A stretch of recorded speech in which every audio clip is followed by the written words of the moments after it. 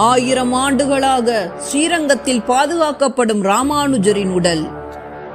ராமானுஜர் தன்னோட 120வது வயசுல ஜீவசமாதி அடைகிறாரு. அவருடைய பூத உடல் ஸ்ரீரங்கத்தில் இருக்க ரங்கநாதருடைய வசந்த மண்டபத்தில் பிரதிஷ்டை செய்யப்பட்டிருக்கு.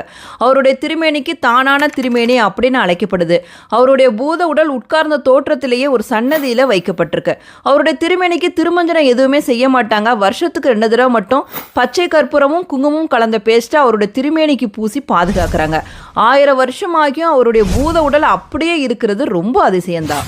ஸ்ரீரங்கம் கோயிலோட நிர்வாகத்தை நெறிப்படுத்தின பெருமை ராமானுஜரையே சாரும். பல வருஷத்துக்கு முன்னாடி வைணவ துறவிகளை எரிக்க மாட்டாங்க, மாறாக அவங்கள திருப்பள்ளிப்படுத்துவாங்க. அப்படித்தான் ராமானுஜர் உடலையும் திருப்பள்ளிப்படுத்தி வச்சிருக்காங்க. இன்னைக்கும் அவரோட திருமேனியில கண்கள் திறந்திருப்பதையும் கையில நகத்தையும் தலைமுடி எல்லாத்தையும் நம்ம பார்க்க முடியும்.